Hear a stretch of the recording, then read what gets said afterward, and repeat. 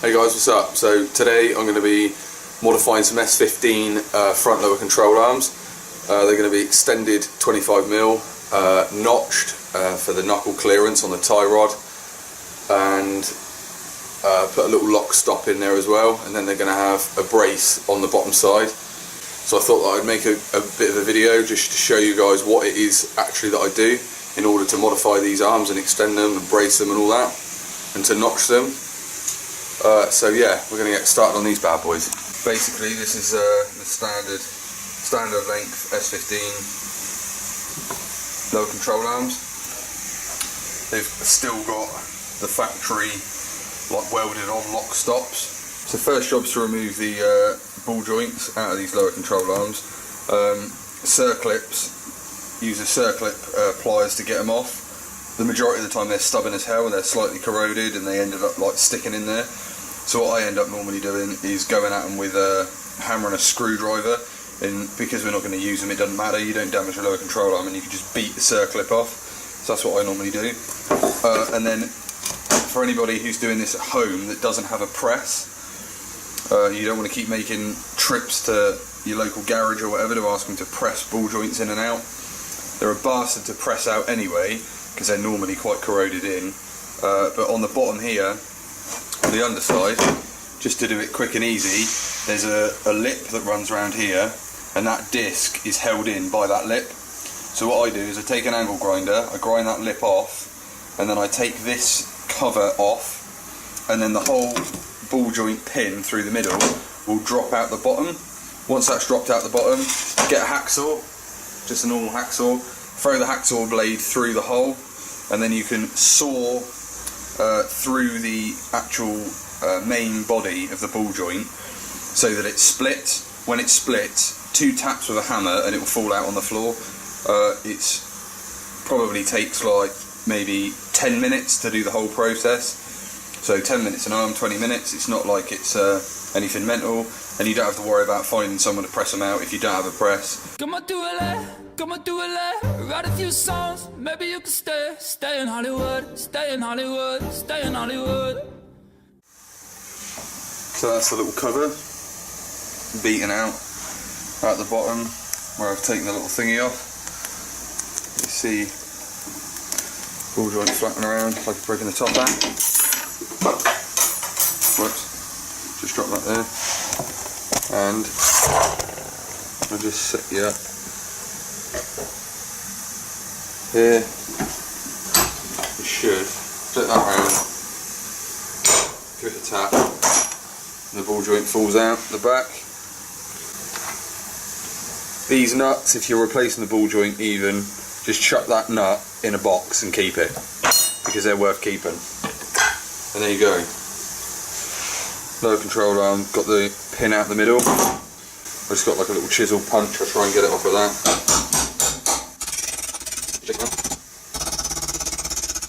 Make sure you got safety specs on so it don't ping you in the face. And there you go. Just take that out. Take your hacksaw. Take the blade out.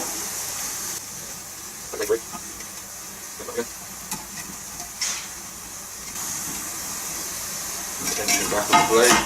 Now by the magic of time lapse we will go to when it's finished. Come on to LA, come on to LA. There's people you should meet, there's hands you should shake. Down in Hollywood, no, down in Hollywood, down in Hollywood. It's my... So we've got the cut mark in there now, and hopefully with a couple of taps of the hammer it will come out. There's a steel insert. See the cut mark for it. That's that. Now we've done that one, we've just got to repeat the process on this arm, and then we can get to cutting off the lock stops. It's my call to the fifth floor. You know, happy. Okay, so that's both the ball joints removed out of them. So next thing is obviously lock stops. These have got to come out because around about here is where we're going to be cutting through to extend. So what I normally do is cutting wheel on a grinder, make a small cut through there. You can't go all the way through because you'll hit this out with a lip. Make cut through there best you can. Same on this side, cut down there and a cut across the top. It doesn't matter if you leave quite a bit of material on there, just get the main bulk of it off and then go at these with a flat wheel to take that that weld off and just clean them up a bit. So yeah, that's the next thing.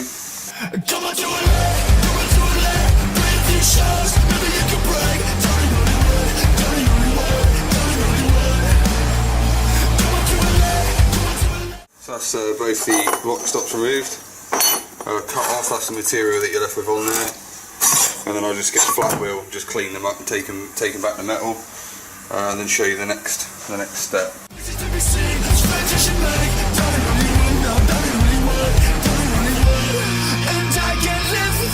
So that's the lock stops totally removed, ground off. Just make sure that you grind the weld. Don't go like too mad on them. Just doesn't matter if you end up with a little bit even protruding like that, stuck up the surface, because the last thing you want to do is start removing too much material from the actual thickness of the lower control arm. So that's that done. Next step is to actually extend them, to get them cut, ready for extending. So we're basically just going to clean all of this up back to, you know, the edge of that bolt hole there, forwards, there, forwards, and then all the same on the sides, both sides, and then obviously the inside. The insides I don't bother cleaning up until I've actually cut them, just because getting in here with a grinder is a pain in the arse. You can go in there with a die grinder or with a Dremel or whatever you've got, but I personally would recommend wait till you've cut it, and then you can just about get a grinding disc in there. Sometimes I even use a cutting disc just to flash over it, just to get the paint off, so that nothing gets in the way, contaminating the weld. So yeah, that's the next step, just clean them all up and get them ready for cutting.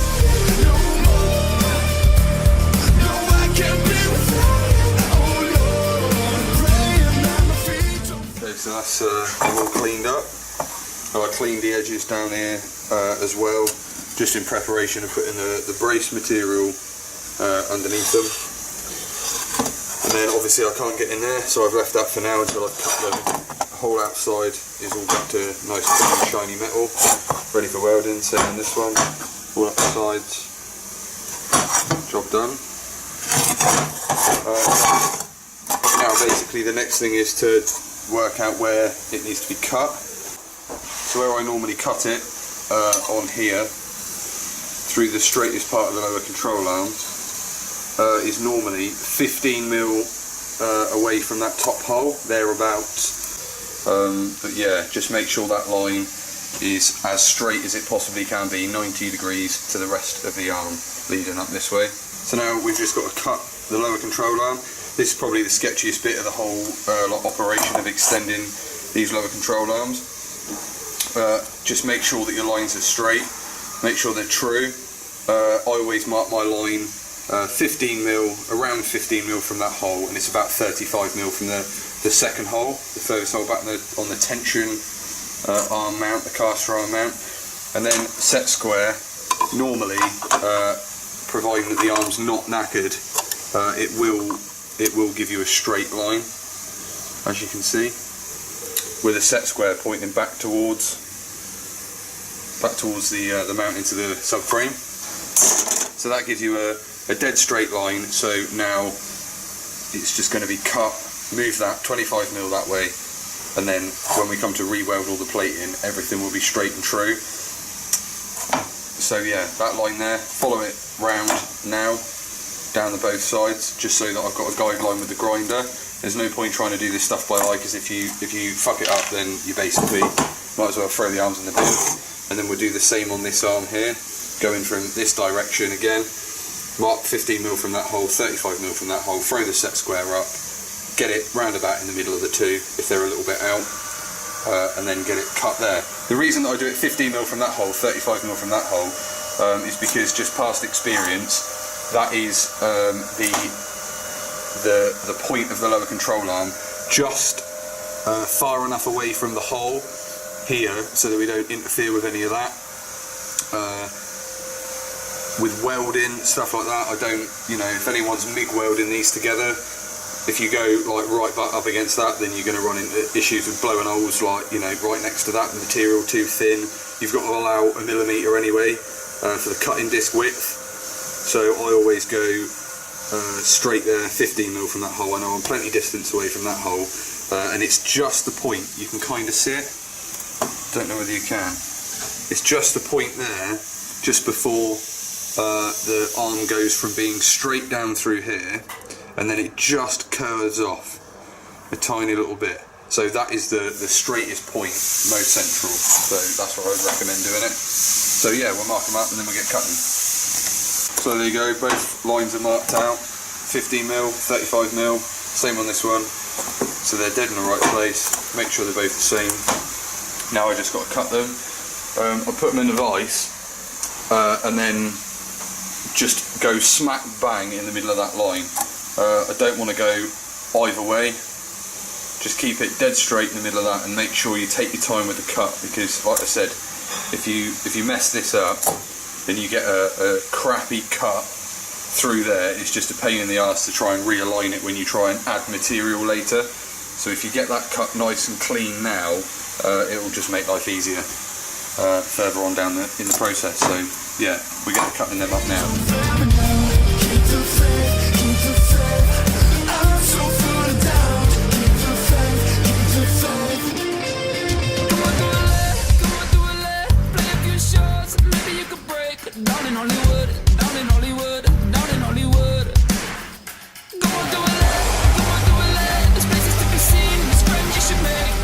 Okay, so both cuts are done. I've now cleaned out the insides just with the edge of the flat wheel on the grinder. You can just about get it in there. To do that, the edge is a nice clean cut. I just took the edge, any like slight little imperfection that was in it, I literally just dragged the flat disc ever so slightly over it. You don't want to take any material off if you can help it.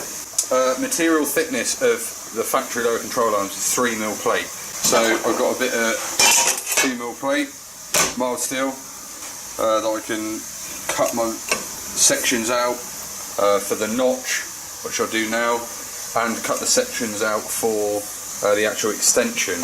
You aren't going to need a full piece if you're notching your lower control arms. You're not going to need a full piece to go all the way around, because obviously this part here is going to end up notched out, so there's no point. I always do it to just over halfway and then go from there back round, and then just tack everything together, make sure you've got everything right and square. So basically, cut the material, I'll give you some measurements of the material that we're going to be using, like the sizes that we need, and then we can obviously clean the metal up. I always clean all the mill scale off. Talk about that in a minute. So next, I just got to get this sheet metal marked out and cut for the parts for these. So the pieces for the notch, to be honest, they don't matter. As long as they're long enough, then you'll be fine. Which these are 130mm long, which gives enough length to be able to do the notch, get it sat in nicely, and then you've only got a tiny little bit of material to cut off before you final weld everything. So yeah, that's what I do. They're 40mm deep, which a lower control arm is 40mm deep, just over. So you'll probably have like a little lip on the bottom side, or the top side, whichever way you choose to do it, which you just have to grind off with a flat wheel before you final weld it. So yeah, 130mm by 40mm for the pieces of plate that go for the notches. The piece that I cut for the extension, I've done it here. You can kind of see a score line down through it. I can see it a lot better here in the shop, but you know, lighting is shit at the minute. So basically, the easiest way to do it is get yourself a vernier or a digital caliper, whatever you call it. They're verniers. That's what we call them anyway. You know, near enough zero. Zero it out. Wind it back until you get to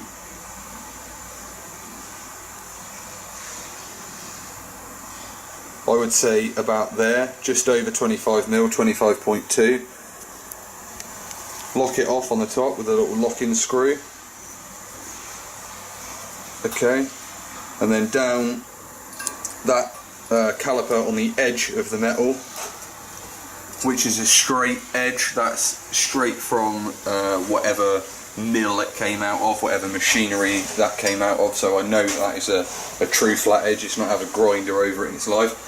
And then when you put the vernier on the edge, you can just score that line with the vernier the whole way down, so you know that you are just over 25 mil. So if we cut this side of the line, cut this side of the line, not this side, you've got a millimetre, and then you've left yourself, we've left 0.2 mil, so we've left ourselves enough material on the outside edge to be able to just give it a little linish, just to make sure it's completely flat and get it on the linisher.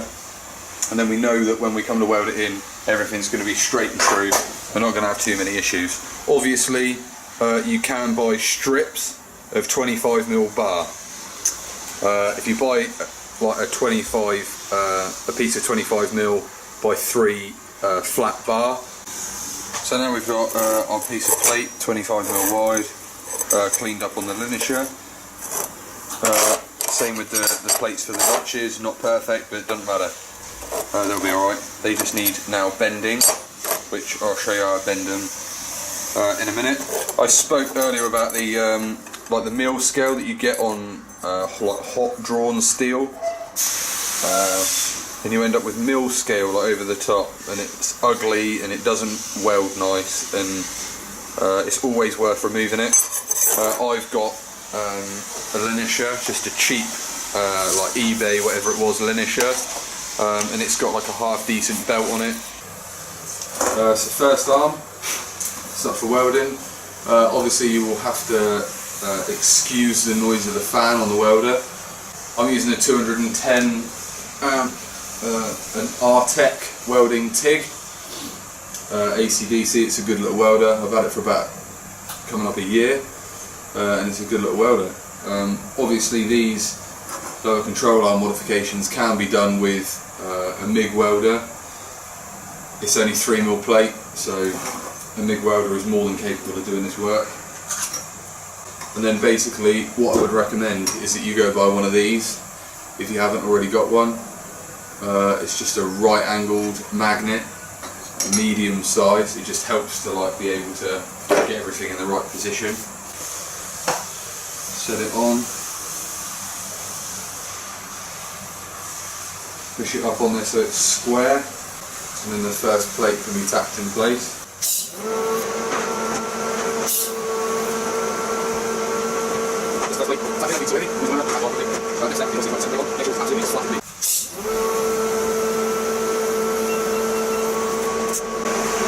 I always put plenty of heat into the lower control arm when doing the weld, because I want to make sure that it's gone halfway through.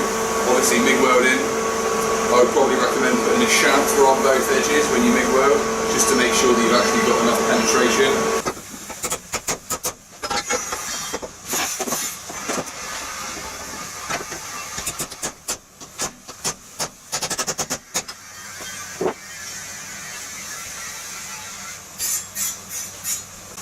So there you go, as you can see, there's quite a lot of heat gone into those welds, to be honest. Maybe a little bit too much, but it'll be fine. I've got good penetration into the back, so that's the main thing. On here, just bent that round so it follows the same curvature. I'll be able to clean that up with the grinder later and make that look like the bollocks. And then this here now, I'll weld the whole way round to the bottom, and then I'll bend that lip over, and then it'll be finished.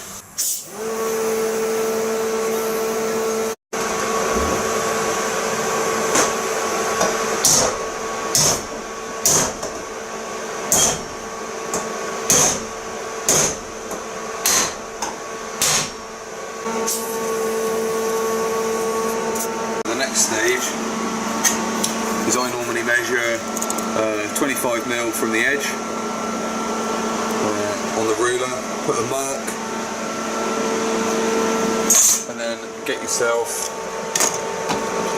a brand new grinding disc. and you set the grinding disc in, and that gives you the curvature of your notch.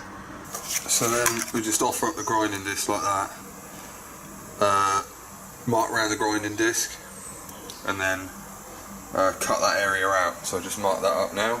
So there we go, all marked up. So now I just got to cut the notch out, and what I normally do is I slice down there with a grinder, cutting disc, and then I basically just like go in and make a load of little slits the whole way along it, and then get a flat wheel, and then just gently bring it back with a flat wheel until it's a nice radius along that line.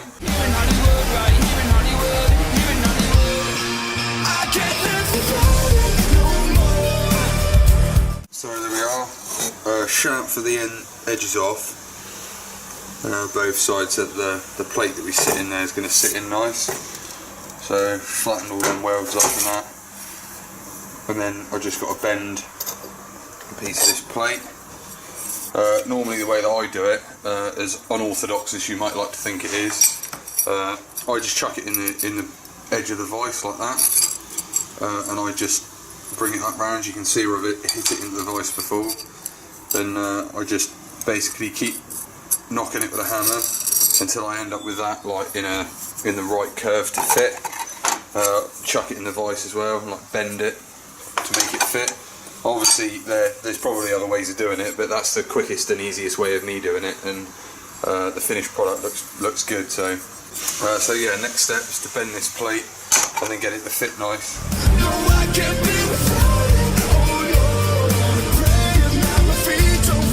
So I'd just like to point out, it's not very often that it actually goes that smooth. Obviously you end up with a couple of little dent marks and stuff in it. When that's welded in and I've dressed that with the grinder slightly, and it's been blasted and it's been powder coated, you don't like that. Those little dents, don't worry about them.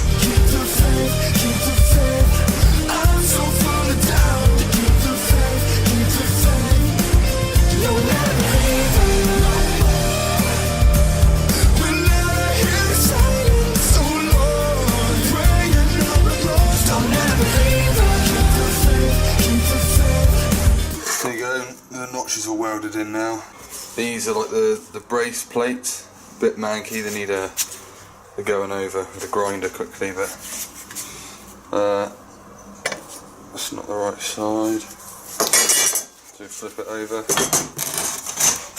and then basically this plate fits on the bottom. You know, line it up properly, tack it on, line it up with the holes so that you can still get to all the holes that you need to. Grind a bit out around there for the notch. These plates are cut from a template that I made years ago. We cut them out on the water jet, and then I clean them up and I can weld them on.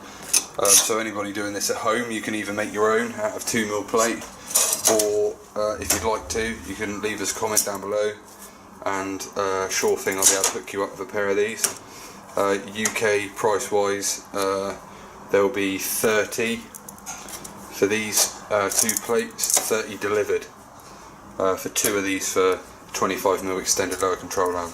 So yeah, if anyone needs them, hit me up. Please let me be found. Keep the faith, keep the faith. Come on to LA, things are going great. I saw someone shining, everyone's excited. You're in Hollywood now, you're in Hollywood. Come on to LA, I hope that you make it. If you don't, you do your best to fake it. You're in Hollywood now. So that's it, finished, notch, bracing, all welded on the bottom, complete. Next job is a lock stop. Now I use 25x25 or inch by inch, 3mm wall thickness box. Grab yourself a set square, something that measures 45-degree angles, and mark it up. Mark for that, and you cut this one off 45 degrees like that. Slice the grinder straight through it, as straight as you possibly can. Normally I do it on my chop saw, but not a lot of people are going to have a chop saw. I want to try and keep everything doing it with a grinder as much as I can, just so it's easier for anyone that wants to try it. And just slice through that as straight as you possibly can. dress the edges with a grinder, and then we'll drill a 10mm hole through here, and then that will basically mount on here on the top, right in the centre, because that's about where the tie rod pickup is going to land. Drill a hole, 10mm hole, and then we'll weld a nut to the back side of it, and then you'll just screw a bolt through with a nylock lock nut on it, which you can either go from the front or from the back. For a minute it's going to be coming from the front. Right, so you've got the little bit of angle cut out, just going to sit on there and get welded on. Cut the normal full nuts, M10 by 1.5 with the bolt, 2 of them for each arm, and then a nylock nut. The nylock will sit on that like this way around, like that, and it will wind up and it will be to lock that bolt in place. I just take all the galvanising off that, the zinc coating, drop them down in here, and then a little bead of weld on the top, little bead of weld on the bottom, and that'll be more than enough to hold that in place. That'll go on there, and then the M10 will screw into it. So that's basically the lock stop. Yeah, so we'll weld those on there, and then I'll show you when it's all done.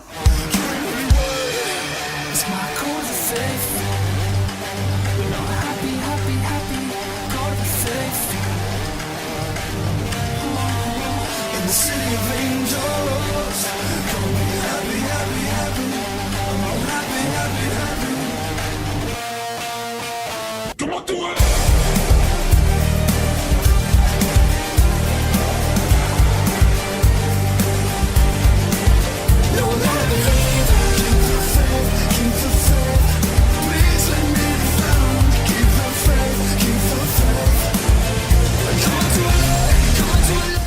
As you can see, that's all welded on now, and that acts like a lock stop. If you've got any questions or comments, then just drop them below. Check us out on Instagram, Team Hanging Loose, same on Facebook. Check out the website also, www.teamhangingloose.com. If you'd like to buy the plates for the bottom here, that's not a problem. Send me a message and I'll quite happily sort that out. Or I offer the full service of what I've done here, what I've demonstrated. I can do this full service, and there's an option on our website. You do need to ship me your lower control arms. And yeah, that's basically it. Give the video a thumbs up, subscribe. Peace.